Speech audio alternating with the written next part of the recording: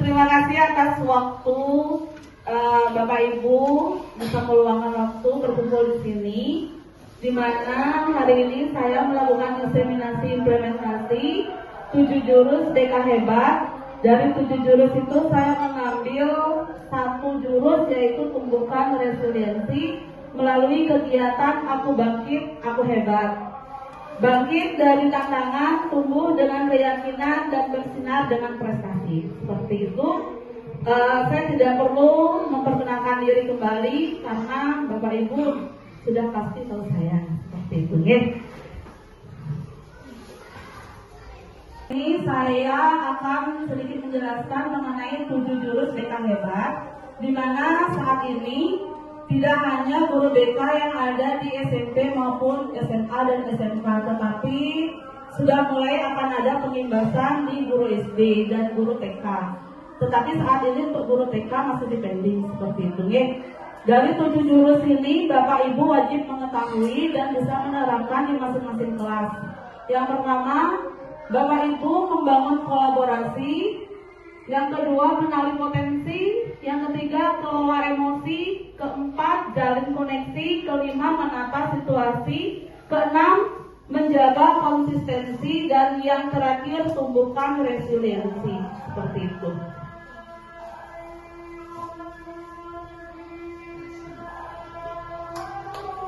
Nah, Bapak Ibu, di masing-masing kelas, setiap harinya pasti kita mengalami suatu permasalahan yang krodit.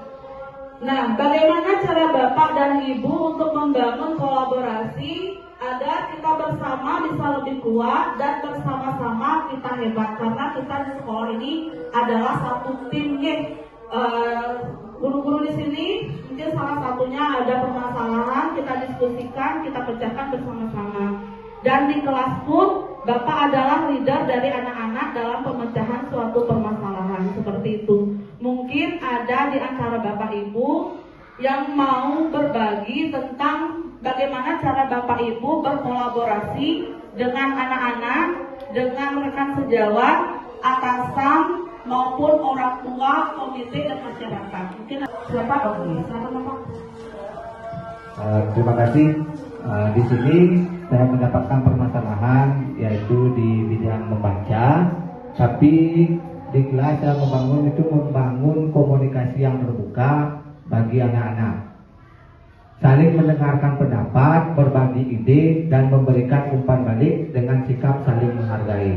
Sama saya juga berkomunikasi yang terbuka dengan teman-teman sejawat atau guru maupun atasan, terutama kepala sekolah.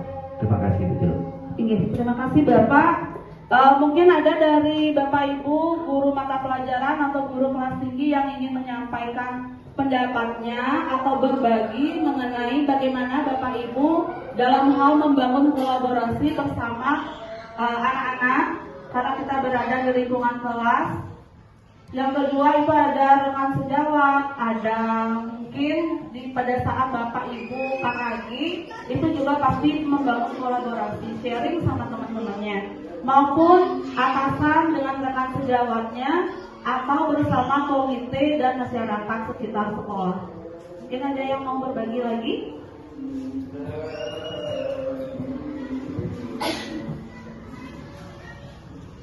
Siapa? Oke, silakan Bapak. Terima kasih. Di sini saya mendapatkan permasalahan yaitu di bidang membaca, tapi di kelas saya membangun komunikasi yang terbuka bagi anak-anak, saling mendengarkan pendapat, berbagi ide, dan memberikan umpan balik dengan sikap saling menghargai. Sama saya juga berkomunikasi yang terbuka dengan teman-teman sejawat atau guru maupun atasan, terutama kepala sekolah. Terima kasih, betul. Terima kasih Bapak. Mungkin ada dari Bapak Ibu guru mata pelajaran atau guru kelas tinggi yang ingin menyampaikan pendapatnya. Silakan Ibu. Terima kasih untuk kesempatannya. Biasanya saya sebagai wali di kelas tinggi bersama orang tua dan anak-anak serta kepala sekolah bersinergi bersama untuk mencapai tujuan yang sama untuk kedepannya anak-anak. Seperti itu. Iya, terima kasih Ibu. Bagaimana cara kita selaku guru untuk menggali potensi dari anak didik kita? Nah, Bapak Ibu, mungkin Bapak Ibu biasanya menggali dengan cara melakukan asesmen, bisa asesmen diagnostik maupun asesmen non tinggi. Nah, mungkin Bapak Ibu dengan cara itu salah satunya bisa mengetahui anak itu lebih mampu di bidang akademis maupun non akademis, di mana cara Bapak Ibu pasti memiliki ciri khas tersendiri dengan cara mungkin melakukan tes secara langsung, secara lisan ataupun melalui lembar tugas yang diberikan seperti itu. Nah, di antara kegiatan menggali potensi, biasanya ini anak-anak lebih suka menutup diri supaya tidak terlihat potensi yang dimiliki, biar nggak ditunjuk saja terus seperti ini. Coba saya kepengen sekali mendengar mungkin dari guru kelas 1, 2, 3 maupun guru mata pelajaran biasanya yang lebih sulit atau rumit untuk menggali potensi. Kalau kelas tinggi kan sudah terlihat ya sejak dini dari kelas 3, dia akan di bidang ini, di bidang itu. Sedangkan kalau di kelas 1, 2, dan 3 itu bagaimana cara menggali potensi yang dimiliki? Apakah Bapak Ibu ada yang mau sharing dari Mas ini?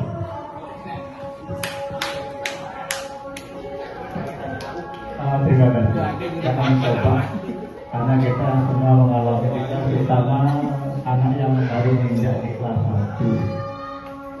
Ya, benar apa dikatakan Ibu Jero tadi, itu kita harus memberikan awasana dulu dengan baik. Salah satunya kita adakan pendekatan kepada anak tersebut, kemudian ajak berbicara, bercakap, mempelajari apa dia punya ide, punya pikiran, sehingga kita selalu meluangkan pikirannya, gerak-geriknya untuk menumbuh kembangkan bakatnya. Seperti itu, sehingga kedepannya kita tahu anak kita si B, anak ini begini, kelebihannya ini, kelebihan, sehingga anak itu nantinya akan bisa berpotensi. Nah, terima kasih. Oke, terima kasih sekali Bapak, hebat sekali, ini jawabannya mantap ya. Mengelola emosi, biasanya kita pasti nada itu akan naik 1 oktav ketika anak-anak sudah tidak bisa terkendali seperti itu. Mungkin Bapak dan Ibu punya kiat tersendiri karena tadi sudah sharing dari guru kelas 3, ada guru mata pelajaran, ada guru kelas tinggi, mungkin guru PJOK-nya bisa. Gimana Bapak, kalau misalnya ada anak yang tantrum, tidak mau mendengarkan, gampang tersulut emosi, apa biasanya yang Pak Komang lakukan agar Bapak bisa mengelola emosi dengan baik menghadapi muridnya dan anak-anak bisa mengontrol emosinya?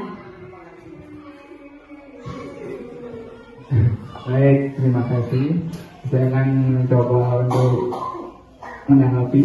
Walaupun kalau menurut saya pribadi sih, karena mungkin anak-anak diajak belajar di luar kelas, jadi mereka lebih gimana ya, enjoy atau tidak terbebani mungkin ya, karena lingkungannya luas mungkin ya. Kalau dalam kan di dalam ruangan mungkin sumpah, itu mungkin penyebab salah satu anak gampang atau kurang fokus. Jadi kalau di lapangan itu anak-anak lebih rileks, lebih santai, mungkin bermainnya lebih luas. Karena saya mengajar PJOK jadi lebih banyak bermain. Jadi mungkin jarang lah melihat anak-anak, kecuali memang yang anak-anak berkebutuhan khusus mungkin yang memang harus ditangani secara spesial, mungkin dari yang lebih menguasai bidang tersebut. Itu sih pendapat dari saya. Terima kasih. Ya, terima kasih. Mungkin Bapak Ibu yang lain bisa berbagi bagaimana cara mengelola emosi. Mungkin Bapak kepala sekolah bisa memberikan pendapatnya. Oke. Nah, terima kasih Bu Jurlo perhatian. Nah, itu dulu harus kita ketahui. Kemudian kita harus selaku guru memang diuji kesabaran. Jadi kita harus introspeksi diri. Kadang kita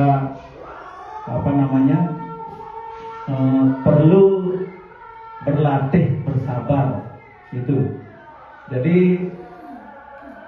tekniknya adalah kita harus mengikuti dunia mereka. Jadi kita jangan mereka diajak ke dunia kita. Jadi dunia mereka kadang-kadang kan bermain. Jadi belajar sambil bermain seperti itu. Kadang memang kalau dunia kita yang dewasa kan belajar ya belajar, tidak harus dengan bermain. Kadang-kadang bermain tapi mereka bisa belajar atau mengerti dengan apa yang kita jelaskan. Seperti itu. Mungkin itu pendapat yang pribadi, jadi mungkin teman-teman punya pendapat yang lain. Jadi berdasarkan pengalaman mungkin pasti berbeda-beda cara mengatasi bagaimana kita menjaga emosi. Oke, terima kasih Bu Jero. Iya, terima kasih Bapak. Oke, kita sudah mendengarkan sharing yang berbagi. Yang berikutnya adalah bagaimana koneksi itu luas nih cakupannya. Ada orang tua, komite, mitra sekolah, instansi terkait itu sama dinas.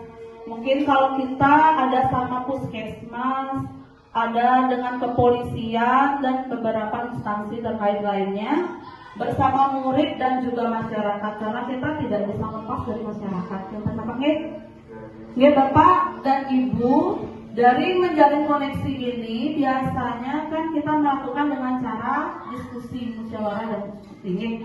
Dengan orang tua bisa melalui komunikasi yang aktif. Apabila Bapak dan Ibu mengalami kesulitan, mungkin bisa berhubungan langsung atau chat secara pribadi dengan orang tua, menanyakan ada apa sebenarnya permasalahan yang di rumah sampai anak, Bapak dan Ibunya membuat permasalahan di sekolah, mungkin dengan cara mencari perhatian dan sebagainya.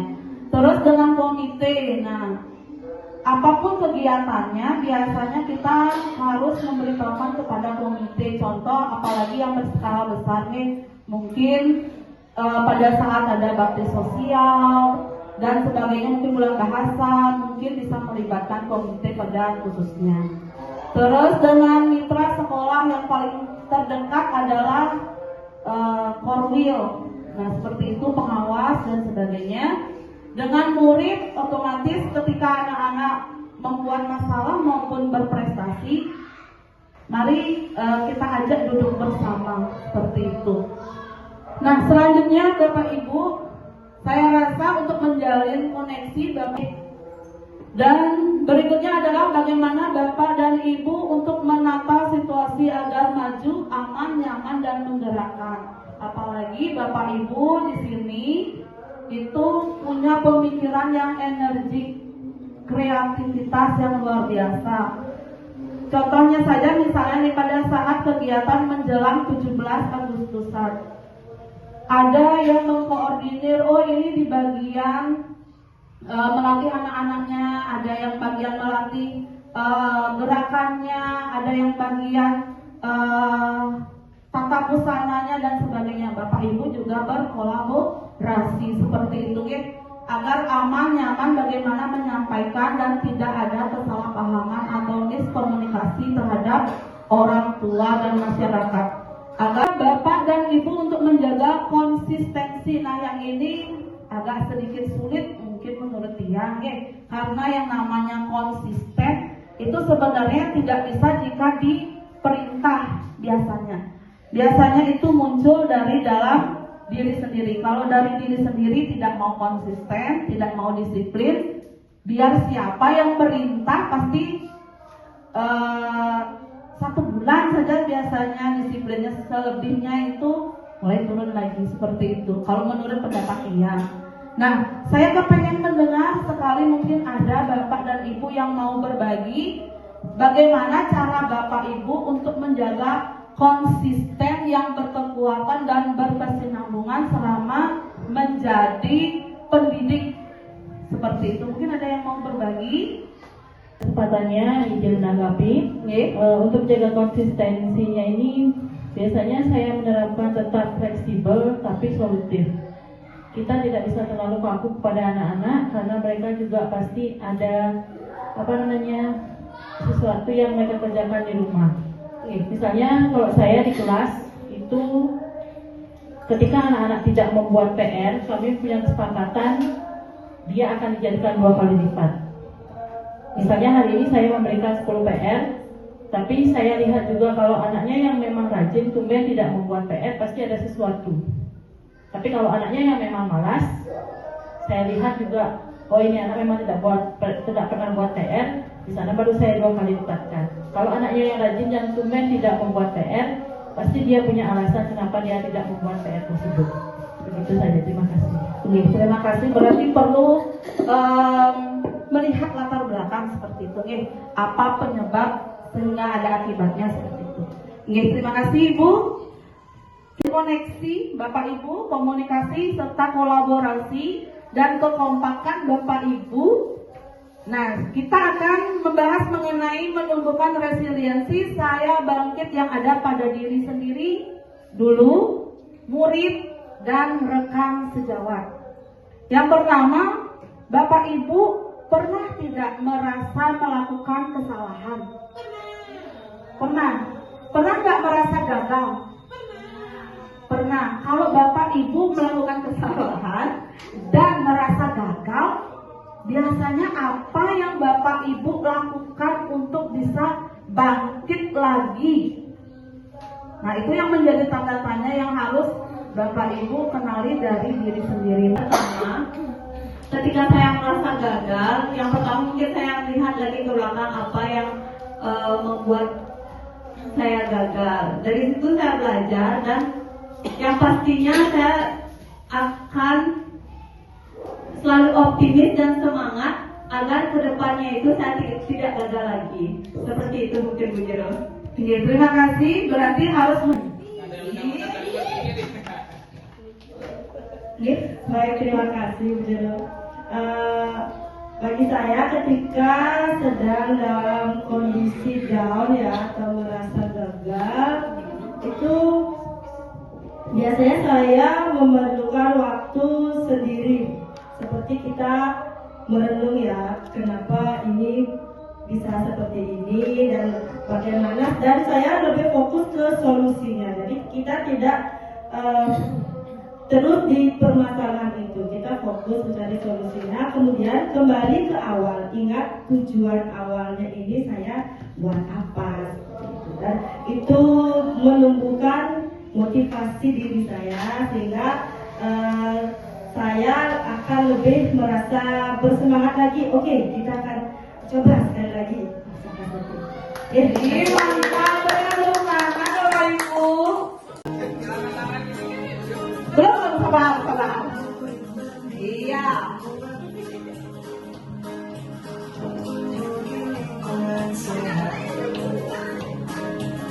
Bersamaku yang hebat, penuh cinta dan sahabat, mendidik dengan tulus, gunakan 7 jurus. Kenali potensi, kelola emosi, tumbuhkan resiliensi,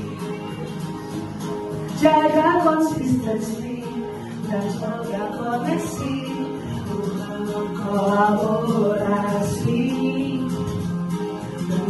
dan situasi.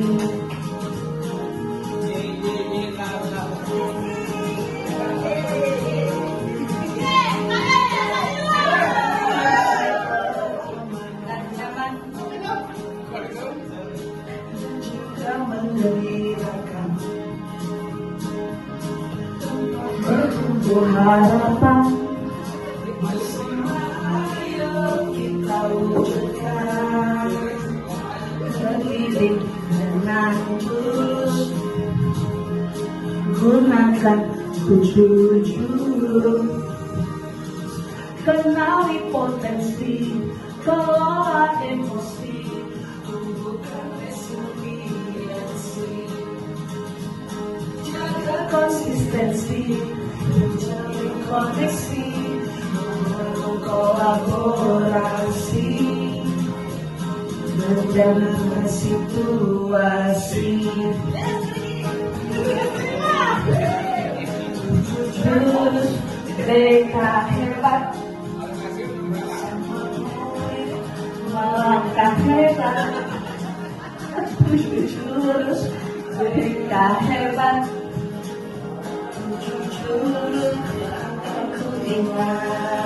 Nah, kita akan berlomba dalam waktu 5 menit. Bagaimana cara Bapak Ibu menjalin koneksi, kolaborasi, dan berdiskusi membangun menara resiliensi. Nanti saya akan bagikan satu kelompok satu pak kartu. Bagaimana caranya kartu ini harus habis dan menjadi menara. Sudah? Nanti kelompok satu akan uji coba ketangguhan dari menara yang lain dengan cara dikipaskan. Ya, seperti itu ya. Boleh bebas, pokoknya gimana caranya, tapi tidak boleh disentuh ya. Sudah? Nah, kalau Bapak Ibu memerlukan lakban, silakan menggunakan lakbannya. Jika tidak perlu mengambil lakban. Seperti itu. Paham Bapak Ibu cara kerjanya? Supaya bisa menjadi seperti ini. Entah mau bagaimana cara membuat menaranya, tergantung kreativitas dari setiap kelompok. Sudah paham ya Bapak Ibu? Oke, sabar.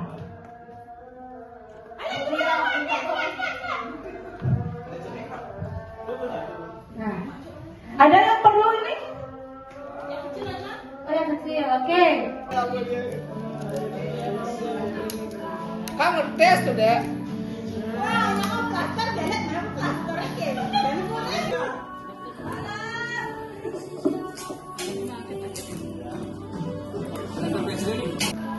Kenapa? Cuma dengan saja. Yang bukan bulunya yuk. Cincin keluar langsung. Di dua orang ini bakal di pasal ini kata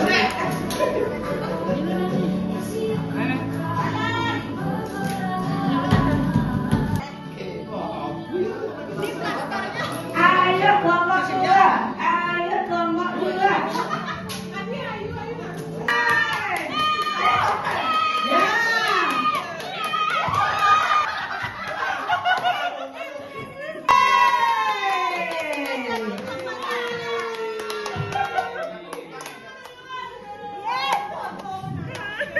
Ya, coba ditiup.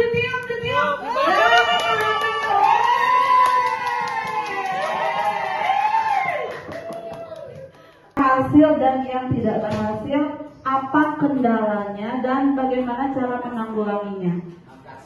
Yang berhasil dulu. Nah, siapa yang mau jadi juru bicara dari menara resiliensinya? Silakan. Untuk menara ini tadi kan sempat bingung juga untuk membuatnya. Kalau disusun begitu saja dengan kartu-kartu, otomatis dia akan cepat gugur. Jadi kami memberikan perekat berupa plester dan menyusunnya saling berhimpitan. Jadi dia cukup kuat dan tidak akan rubuh ketika terkena angin badai. Sekian. Dan 4 yang ingin berbagi apa sih penyebabnya sehingga terjadi keruntuhan yang hakiki padahal menaranya belum selesai. Ayo Bunda Wahyu, biasanya tahu mengenai konstruksi. Ayo silakan berbagi sedikit. Baik, terima kasih atas kesempatannya Bu Jero.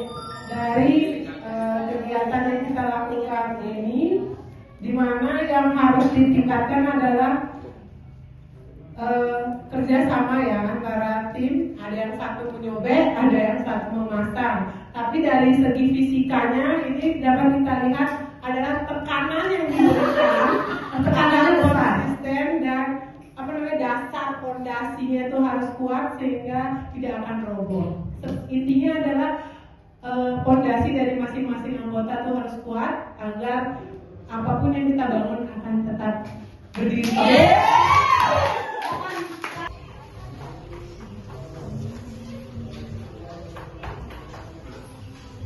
Kumpulkan. Kita akan refleksi setelah Bapak Ibu mengisi lembar refleksi. Bapak Ibu juga sudah refleksi untuk kegiatan tadi membangun menara resiliensi. Dan sekarang bagaimana kita merefleksikan tentang tumbuhkan resiliensi. Aku bangkit, aku hebat, membangun ketangguhan murid dalam menghadapi tantangan belajar. Bapak Ibu guru dikatakan berhasil jika mampu menumbuhkan sikap pantang menyerah, bisa menumbuhkan rasa percaya diri, mampu untuk mengelola emosi dan keberanian pada diri sendiri maupun pada murid dalam menghadapi suatu tantangan. Selain itu, kegiatan resiliensi itu menjadi salah satu praktik baik layanan bimbingan dan konseling.